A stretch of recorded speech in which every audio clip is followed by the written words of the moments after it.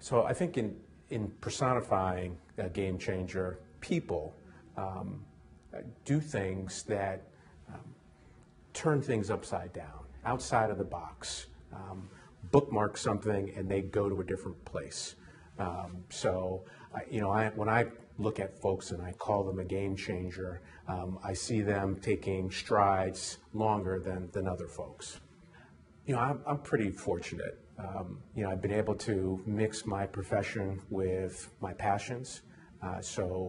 Doing the work that I do with Comcast and with technology allows me to work with government, with advocacy organizations, with not-for-profits, be around technology and know that the work that I'm doing has an incredible impact on the world, on individual lives, the economy, on education, on healthcare.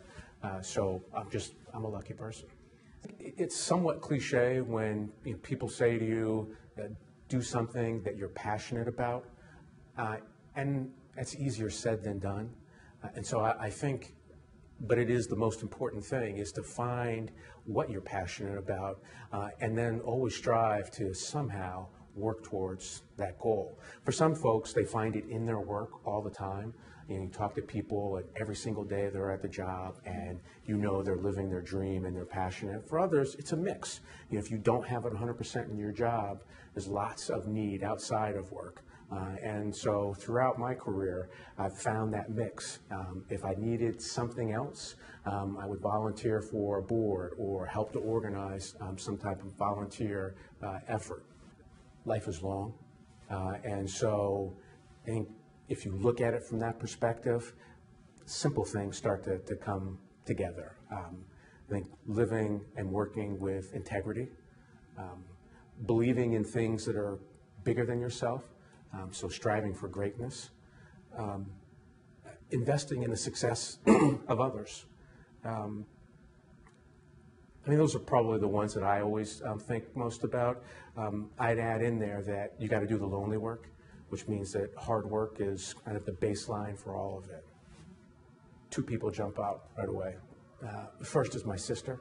And I sit here and I say I would not be here were it not for my sister. I'm lucky to be surrounded by people who love me. And my dad was my inspiration for how you work and how you can know and care about people who are so different from you. He's the type of person who walks around the street and people will come up and we don't go any place quickly. And it just, I used to say it's an odd allotment of people, but when you know my dad, that's who he is. My sister, because she was the structure for me growing up, the person who really vested herself in making sure that I was gonna be someone, and stayed out of trouble. And when you're a young boy with an older sister, you don't always appreciate that because it manifests itself sometimes in not so comfortable ways. But I know that her doing that kept me on the right course when things were not so easy. And then the other one is my mentor, Dolores Brisbane. Mrs. B is retired now. She'll be turning 80 next year, and she has the energy level of someone 30 years her junior. She was the first African American and woman to run the University of Pennsylvania Hospital, and she is amazing. She is one of those people who, when she makes you her mentee and she will select you, you can count on your life changing. And so she has vested herself in me, both professionally but personally.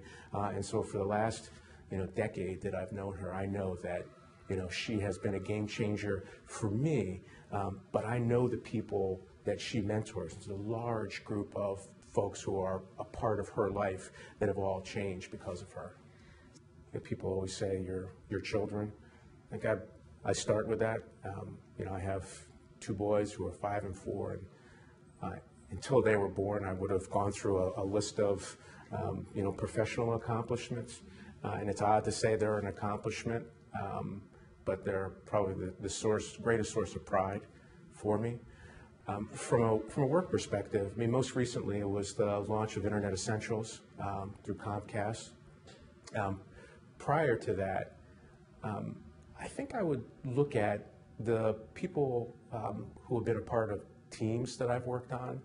And I like to, because I have been fortunate to work for people who have invested themselves in me and have been able to help me grow.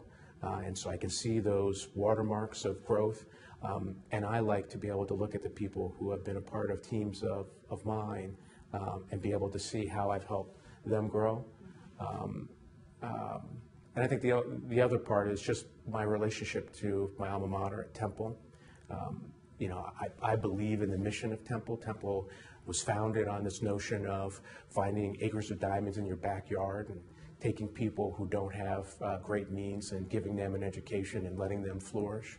And I think it's fulfilled that mission, ever since its founding. And I am proud to be a part of furthering that mission. And every time I spend half an hour with a student who I know, maybe a first-generation college student who's working 2 jobs to get through school, and I can give them a little bit of advice and a couple of connections to help them, get a little further ahead than maybe I did when I was there, and maybe where their parents were. I know that's a game changer. So I have an obvious bias because I come from the technology field, but even if I didn't, I would probably start here. It's clear that our economy is changing, and so much of what we're doing has technology and computers and the internet as the basis for it. And so I think being very clear about that across the spectrum, whether it's education, healthcare, manufacturing, focusing our people and our training in a much more lasered way around technology, I think is, a starting point for us. I think, a tangent to that is obviously education. We know that the basis for growing the economy is about, and about uplifting classes of people is all about education. That's been the history of this country. And so, I think really the mess that we have now as we look at what do we do from a policy perspective around education needs to be the priority for us. I spend a lot of time now around school districts, and obviously the debate, and the longer we debate about this, the more we waste time and generations of kids who aren't getting what they need just to have hope.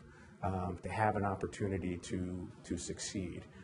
And so there's a lot of noise, but it all comes down to, if we allow a debate to go another year, it's one thing to just look at it in the abstract. It's another thing to actually walk and see kids and see their faces and realize that, it's tabula rasa. We make the investment, and if we don't invest in this, then what we get on the backside, it's only our fault. So I got asked that question about 10 years ago, and I gave what some people would call an odd answer, because it took me several months to figure it out, and you get a little bit morose when you're thinking, what would my tombstone say? All right? It's always that your legacy happens after you're dead. So hopefully I'm living it now, but the answer was Battlestar Galactica. Right? So I know, I see you looking, you're wondering, what does that mean? So I'm a little bit of a sci-fi person, and I love the narrative around Battlestar Galactica because it is about this ragtag fleet of folks who are always fighting against the better equipped, the shinier outfit enemy. And because the ragtag folks pull together, they find common bond, they end up beating the better equipped, shinier outfit folks. And one of the things that I found throughout my life that I'm always attracted to, and why I love my alma mater, Temple, and why I'm such a big fan of Philadelphia, and probably a lot of why I have the friends that I have, is that for me, it's always about finding those things that can be something more, and doing my piece to try to extract all the value and beat the odds. I like the underdog. I like being a part of the underdog and trying to, through synergy and pulling people together, make something great. And so I am driven by this notion of, if you're going to achieve greatness, first you have to strive for it, and you have to recognize that being great is doing something that's bigger than yourself.